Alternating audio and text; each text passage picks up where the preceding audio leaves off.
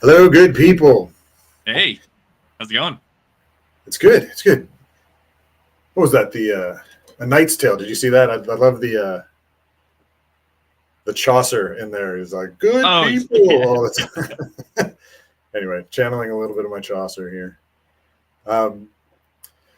This is an amazing timing. We had to push a little bit later today, and originally we were going to do 12, and the moment I saw that we rescheduled, I heard a cry outside, and my 5-year-old fell off of a 6-foot wall and banged up his knee really bad. He's okay. It was just a flesh wound thing. He when he fell, his head came forward and his teeth bit into his knee, and that's bleeding. But he's better now. He's getting over it.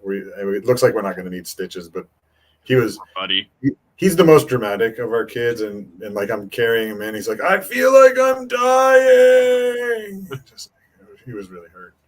Anyway, that's maybe a little bit too much personal stuff. We want to talk about games. You're a family man. Come on. Yeah. We're human, so I think maybe some of you guys might be able to sympathize with that. Some of you have kids. Some of you have kids that had injuries at one point. Yeah. Anyway, it definitely happens. I mean, you're not gonna make it through life without getting hurt sometimes. Never. But there's always great things that help distract you from the pain, right? And of course. And man, I have to say, I really want to just first Nate, Forged in Crypto. He's been doing all sorts of stuff. Now he's not alone in any of these things. He's doing all sorts of different things with other people, but he seems to have an integral part in so many different things. I'm really starting to look at it like I went with the metaphor of the gem that has it's multifaceted, but really you could be just like a hydra, many-headed. The hydra takes on too much of a negative connotation. I don't want to do that. But whatever it is, there are so many things that he has put himself into and is supporting and working on. We got some information about one of his new ones this week. There have been people that have known about it for a bit. It's been chatted about in different channels, but the DeEEP Network is going live with their hardware node sale. It was actually it was a quasi announcement to the public when he went on the Faz Radio show, and that's here. That was this first screen I was sharing. Yeah, as they're talking through this, they're talking about, yep, I guess the site's live now, everything was just kind of all falling into place as that show was going on. And Titan was able to jump into the website and actually start filling out the order form for one of the hardware nodes. I think the name that he put on there was Faz Your Mom. Just in pure Titan fashion. Also in Titan fashion, he gave Nate a real hard time, especially about decentralization. Now, I wanted to touch on this just a little bit.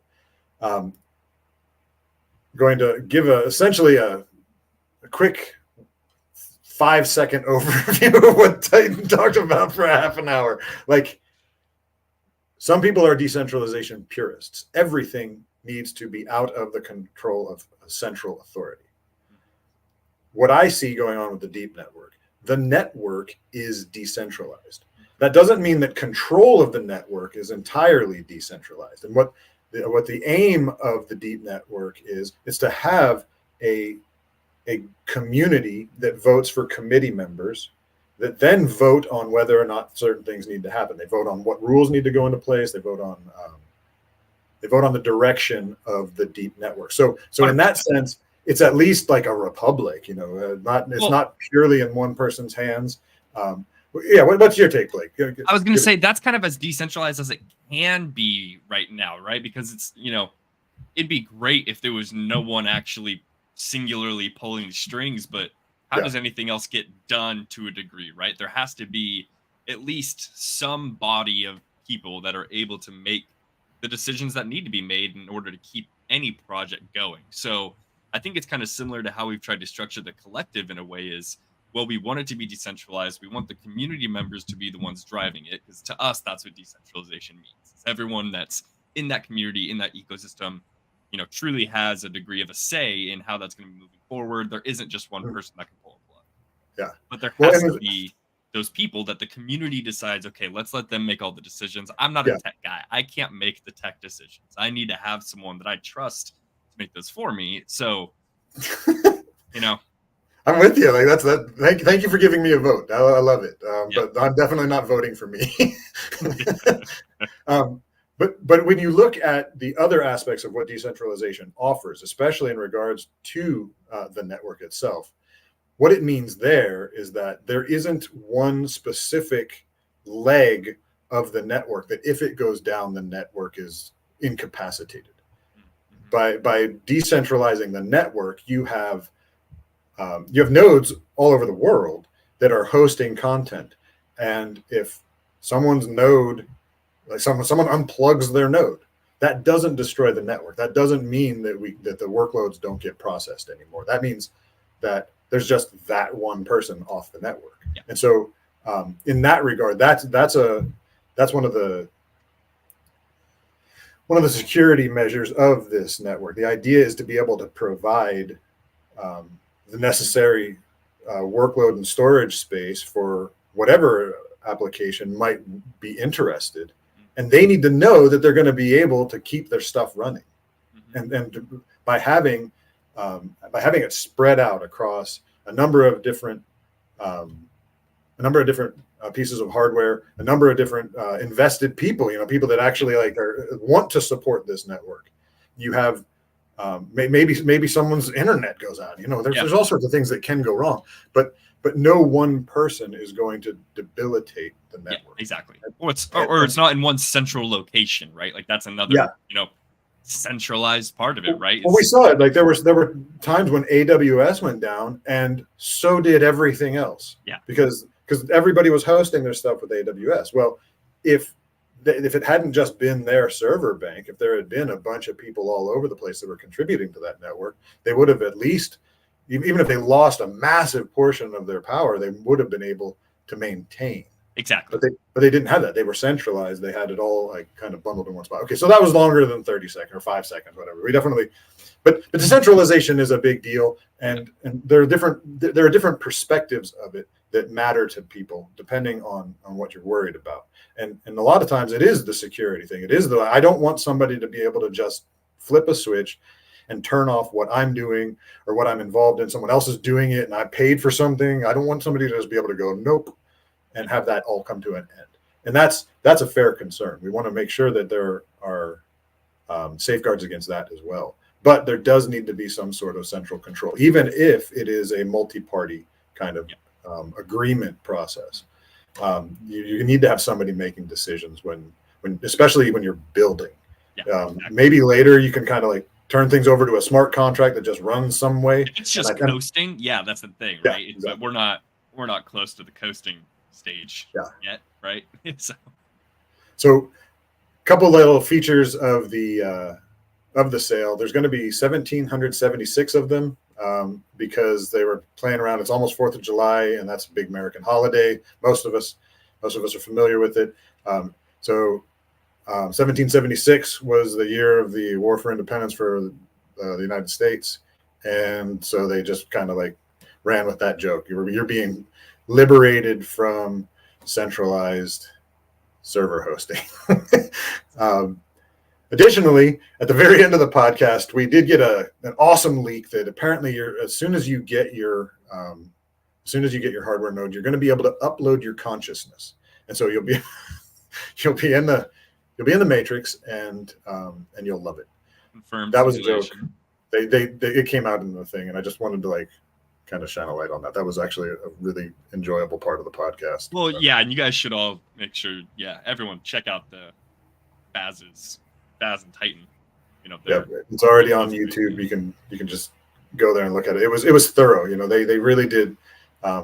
They were kicking the tires. They were pounding on the sides, making sure that the walls are going to stand up, and it stood the test. It's a neat idea. So check it out, both the website and the Faz interview. More directly in collective news, another face of this gem that we see being built, Cryptogram posted this week's NFT development update. And just as thorough as Titan was at investigating DeEEP Network, there were so many different bullet points on this update. Right away, Blake, I want to give you a big shout out. That like he immediately wanted to point out the stuff that you've been doing in the background. There's just a ton of stuff. So let's embarrass him. Everybody, like, yay, Blake! I don't have confetti to throw up, but I should. Anyway, no, just a lot of. You don't have to attest to it yourself. There's so much that's happening behind the scenes that Blake is doing. I mean, like he's how I'm able to talk to you because I don't do that. He does. Yeah, and that's just a little thing, you know. This for the podcast. He's doing all sorts of stuff with accounting. He's doing all sorts of stuff with just the fundamental administration of everything. He's operations. So just a big shout out. And Graham wanted to say as much as well. He's just noticing the effort that's going on there, and the way that it's just helping push things forward, not just for the collective, but all the little pieces of the collective too. Yeah. Then Tim and Graham took a trip to Oregon to visit with Nate, and they apparently they got to do some promotional videos with the Nerd Node team. Now with more Manny. Manny has joined the Nerd Node team and he has. DeEEP Network, and he is helping with just the presentation of everything. And we know that he's just a rock star. And yeah, you know, it's one of those things when all the Miranda stuff went down, you know, he was kind of just looking for something new. And I think between DeEEP and I think Watch This, just specifically DeEEP, they were like, he is just has such a creative vision as far as, you know, moving this along in the marketing front and getting tapped into that. And so, you know, I think Nate was like, we need to take care of this guy. He's been a great community member. I mean, he's done amazing work. And yeah, he's out in Oregon now and working with the DeEEP team. And it's been nice. I've only heard great things. So yeah, a lot to look forward to there. I mean, that's the thing. You know, if you have a great product and nobody knows about it, that's a shame. Yeah. Like, to have somebody that knows what they're doing, to actually like get the name on people's mouths, people chatting about it around the dinner table. That's a huge gift, and to be able to work with somebody that has a lot of experience in that field, that's gonna help just promote things and push things forward. Lots of other stuff that they talked about while they were there. They put the finishing touches on the light paper, and they also discussed what would need to happen in order to bring a vote to the collective about the direct relationship between the collective and the game and NFTD. So they've laid out essentially a voting proposal in order to nail down what the relationship is, which is gonna we'll be posting announcements as that comes along. As to what your contribution to that is. Yeah, obviously as a member of the collective, you have a say in what happens.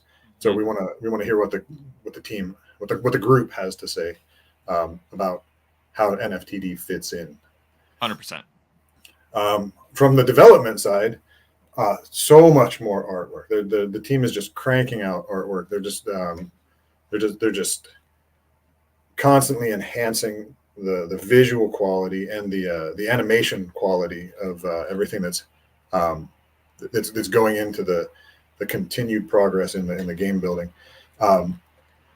Drew was working on the Solana side of things. He was getting started with some of the smart contracts and really just kind of like getting a whole clear picture of what it's going to take. You know, what are they going to need to launch not just the token but all the NFTs on the Solana blockchain.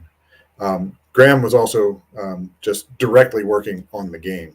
He put out a new version. It removed the enemy health bars. He said he wanted to like how did he term that? It was the essentially like the visual noise is what he said. Just so much going on. You know, it's hard to process, especially when it's moving that quickly. You know, and these are all things we're working on and we're going to be, you know, continually fixing. But it's, you know, it can be difficult with seeing that many things going at once. You're like, is that another enemy? You know, having a health bar for it doesn't necessarily make the most sense in the current state, you know? Yeah. And He also did some adjustments. He slowed the incoming projectiles, but also increased their damage. So you got a little bit more time to deal with them. But if they hit, they're gonna punch a bit harder. So the game's moving along. They're getting the balancing tweaked just right so that it can be fun, but it's still challenging. You only survive for so long. There is no winning. NFT, there's only see how long you can make it. Are you there? Yeah, exactly. But yeah, okay, yeah, there's winning, but it's only if you're like looking laterally and seeing who else you're playing against. Exactly. You're not gonna beat the game. No. Well, and it's like I think there's always an element that you can add in of, you look at things like balloons, tower defense, or whatever. It's like you can win by getting to a certain round, right? Yeah. And it's like, oh, you reached this round, you won. You want to keep playing, and it's like, yeah, you can keep going, and you'll never win, right? Because and so I think those are kind of some of the things we want to slowly work in, whether that's you hit this and you automatically qualify for this leaderboard competition or something. Having some of those milestones where it's not just always infinite. It's like, okay, it is, but if I can get to round 30 or whatever, I unlock XYZ. Which is way down, maybe round 5. Yeah, thanks for making it for the people there, man. Yeah, exactly. Yeah, so that definitely like setting up some sort of a milestone where you can just have crossed a threshold. That's a great idea. I use the word milestone intentionally there because, well, first of all, we need to point out that Jason Hughes finally let us down and did not publish a Friday update. There was no beautiful little storyline arc for Mooncast, and we didn't get the breakdown of all the stuff that I never understand anyways. And it was because they were busy doing it live. I was like, yeah, we got something.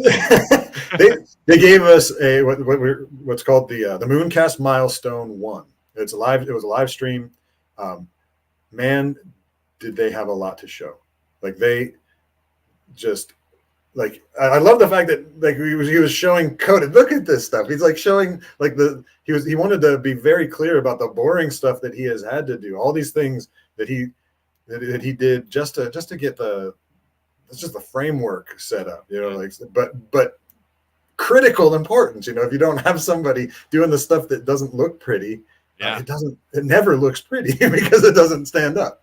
So in the meantime, there was pretty stuff too. It's like they were coming at it from all angles. You had Jason handling a lot of the server architecture. You have Eric, who's handling a lot of the blockchain stuff now.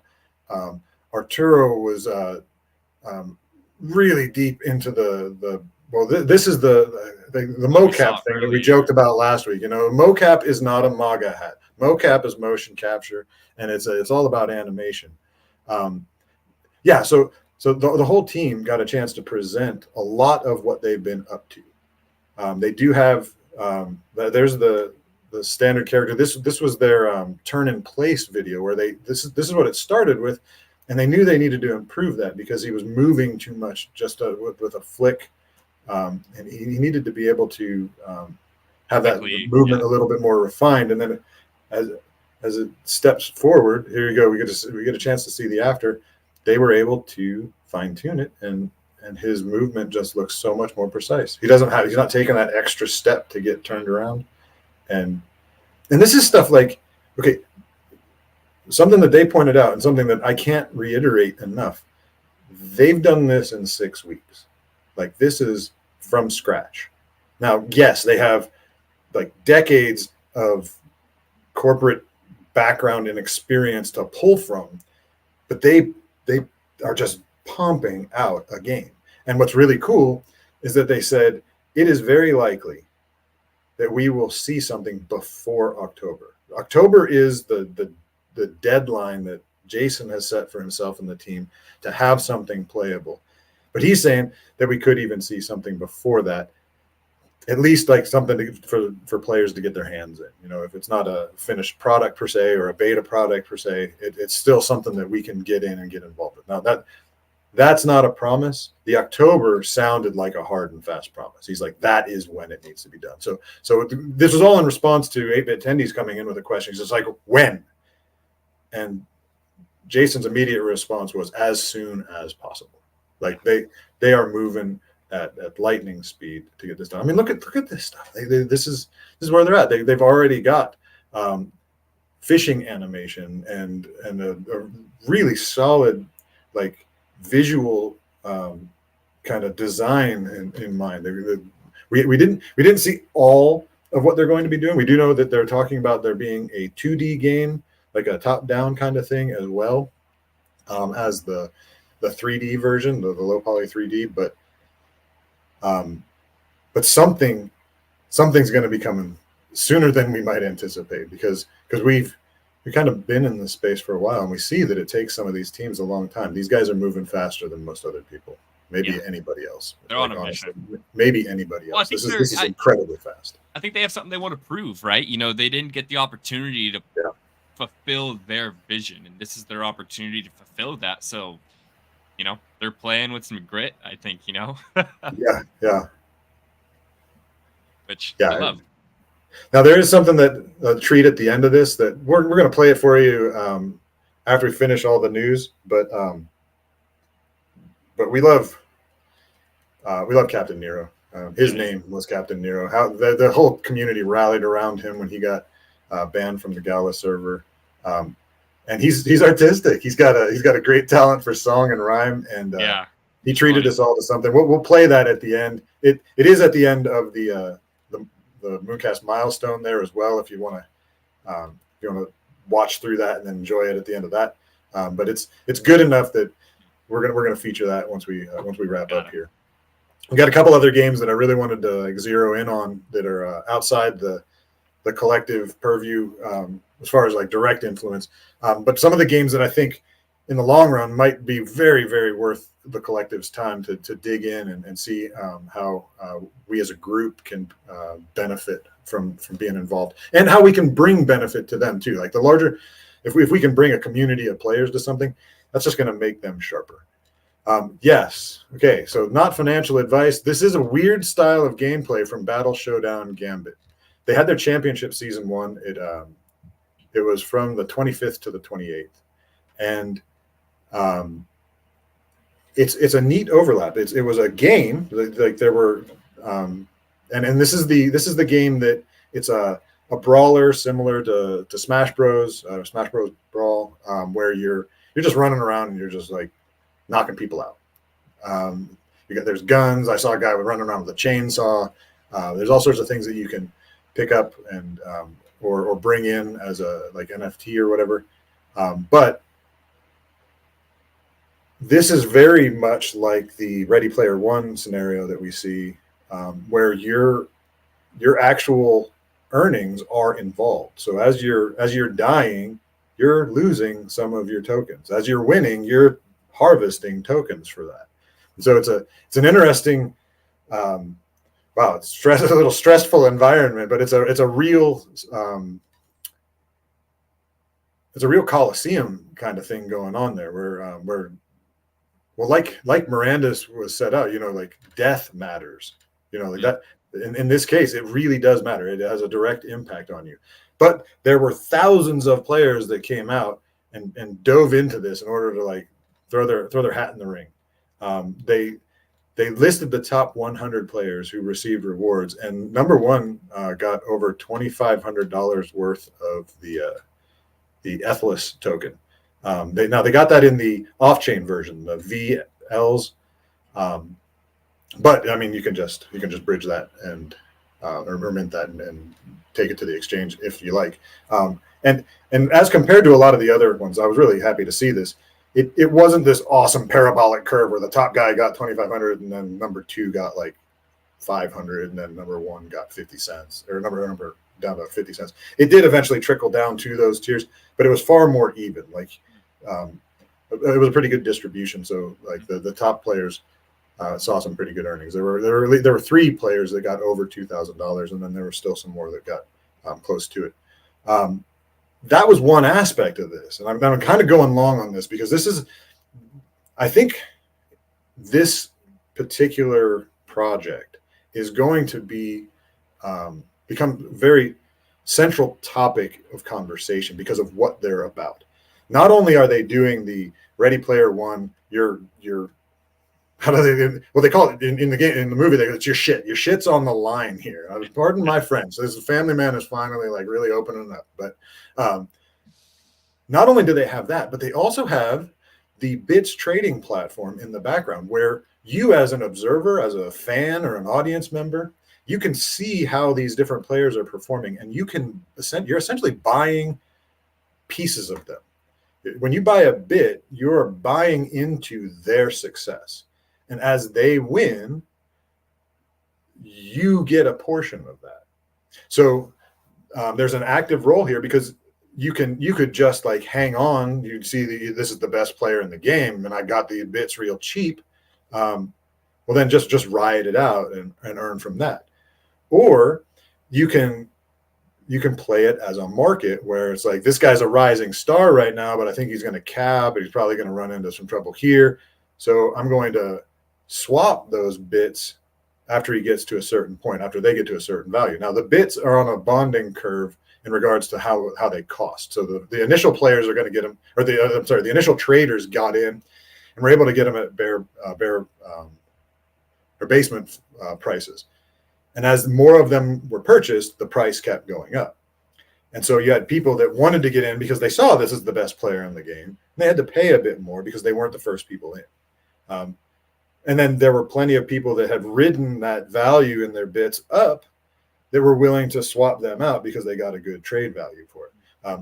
Anyway, so this is this weird harmony between a brutal Coliseum style game of a brawler and this market strategy game. It's a market competition or a trading competition. Both of them are woven together in this platform, and man, we're going to see what the powers that be have to say about it. But this is a step towards what so many of us have seen from the beginning of blockchain gaming, which is the inevitable possibility. I'm not going to say that it has to happen exactly the way that Ready Player One did, but eventually we're going to see something where people just love to be there. And you see that is happening, but like that's happening at Dave & Buster's now. I mean, did you see that where it's like you can bet on people playing games? Like you can bet on someone playing skee ball now. It's like, okay, that's a weird. I think that's the precedent that they're operating under. Like this is sure. happening. This is happening. If it's legal in that regard, yeah, the courts, will go off of whatever. Yep. So they saw somebody doing it, and they're piling in on top of that. It's interesting. I mean, in reality, how much different? I mean, it's different to a degree, obviously, because there's more of an interaction. I mean, it's like betting on an athlete to a degree. I mean, in a sense, as far as it's like fantasy football. Yeah, that's a great point. It's fantasy football where instead of just like having some sort of like trade negotiation, you can actually sell the contract for the player. Yep. So there's a lot of different things that are kind of shoring this up as viable. So we'll see. I'm excited about it. I really think, regardless of whether or not you get in, I think it's worth watching. Let's just see the news from this because it's an interesting idea and it's very unique in this space. I haven't seen anybody else doing anything quite like this. Wanted to move on to some other games. Let's try to clip through this stuff. Wild Forest, they just closed their beta and launched Play to Airdrop Season 2. So it says soon there. That was the announcement that came out right before it. But it was 5 o'clock this morning Pacific time. 12 noon UTC. The new season opened, and now this is Play to Airdrop. So your progress is going to be tracked. You're going to receive points, and you're going to qualify for an airdrop of the WF token, the Wild Forest token. That Wild Forest token is usable within the game. You can use that to enhance the NFTs that you've got. You can merge characters from one rarity to another rarity. the beta, when it closed, there, like anyone that was playing in the beta had like through the chests that are available in the battle pass, you can get new NFT characters of different rarities. Rather than just scrapping all of that, they're allowing people to exchange the NFTs that they acquired through the beta for a substance called Essence, which will be usable in they're calling it the Forge shop. So you have it's a 4-week period. That's the next link if you want to toss that up real quick. But you have a 4-week period where you're going to be able to redeem your beta units for Essence. And it kind of, the article here goes through and talks about the exact math for it. So those of you who took the time to level up your characters, to promote your characters to a higher rarity, there's a reward in that, because you can, but you do have a limited amount of time. So make sure you take care of that if you've been playing. If you haven't been playing, it's a fun RTS. It's I've said it before. It's like innocent graphics. You know, these are forest animals. They're running around with weapons. They've got I made the mistake of making it up to tier 4 or League 4, and I was getting hammered.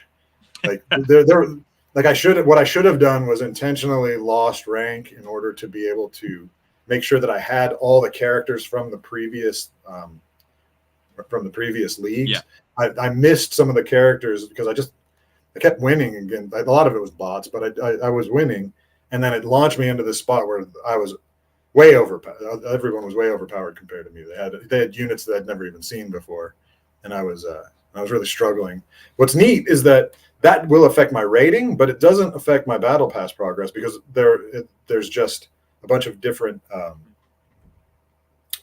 there's just a bunch of different mini missions that you have to achieve. You have to, say, build a bunch of towers, or you have to do so much damage to tier 2 troops or whatever. You know, there's and those just keep cycling through. If you want to grind that game all day long, you can work your way through the battle pass.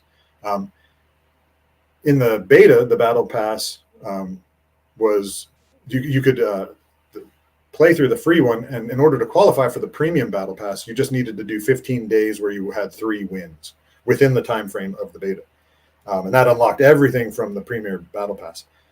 This time around, it's 300 WF tokens, and right now they haven't yet launched the token onto a blockchain. They're waiting for that. There's 2 different phases of that launch. They have the regular token generation event, but they also have what they're calling the community round, which is largely based on the staking of the Lord's NFTs.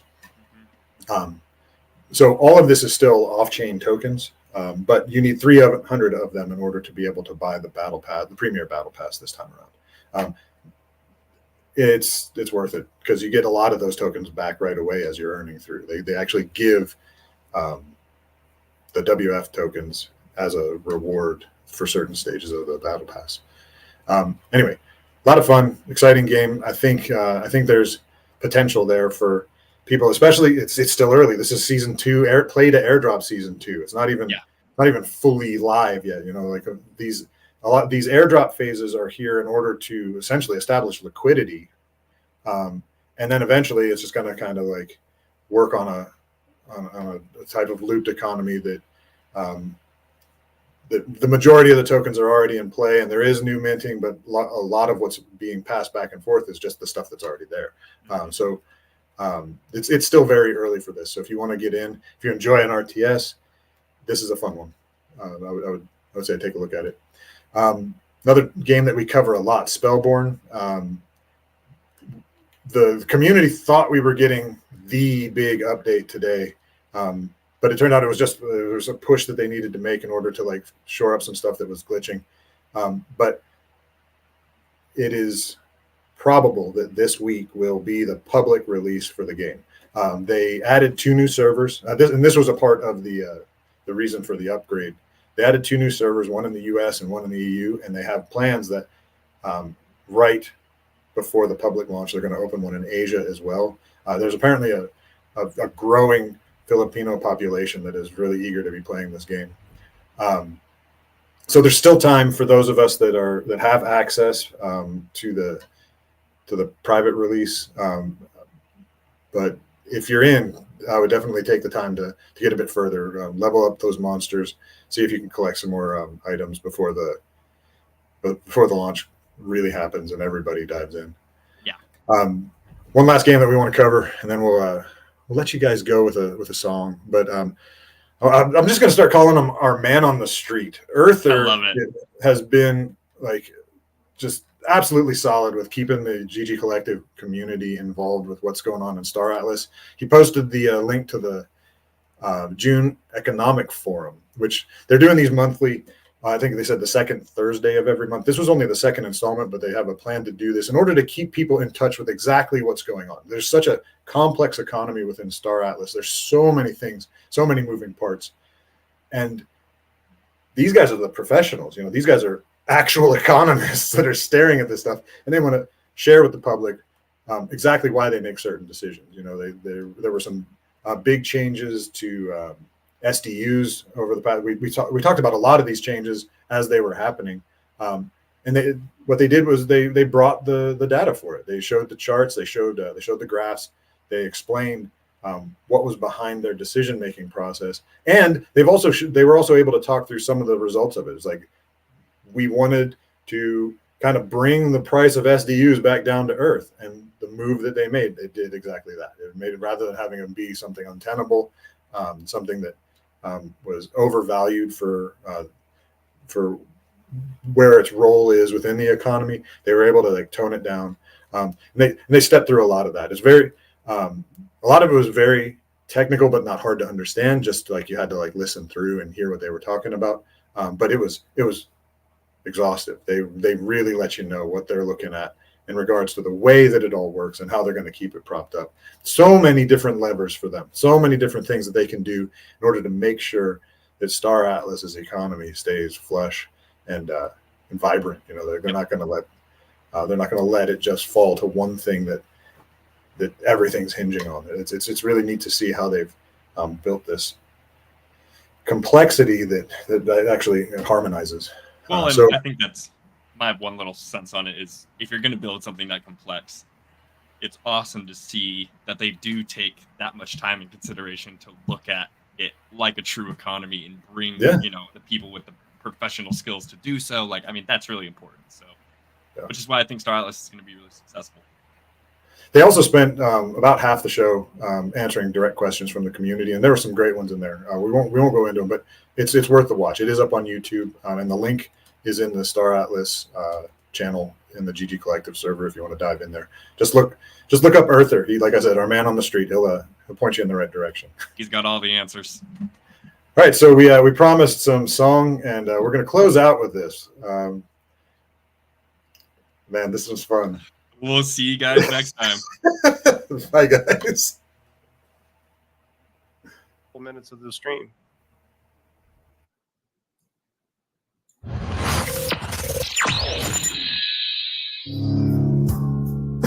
We're burning bright beneath fluorescent skies, crunching lines of code, no breaks, no goodbyes. We've got the passion, we've got the dream, but every bug feels like a scream. Long nights and pizza kind of blur, a laugh, a curse, our lines occur. And we ain't got no time to breathe fresh air. 'Cause I understand we've been coding all the land just to build a world that's stunning.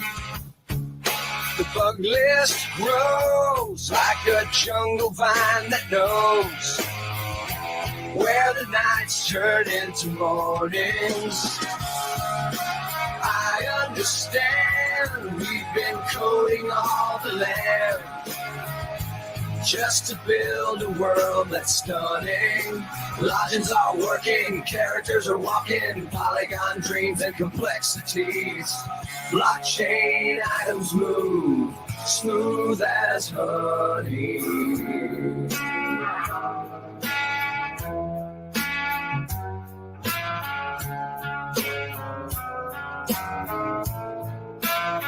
But there's still so far to go. It's kind of funny.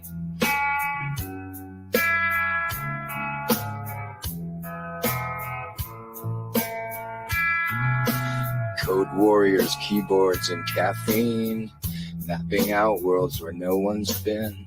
The scope expands with every sprint, yet the backlog's still an endless hint of late nights, friends and foes, testing all our roles to craft the most dynamic fishing hole.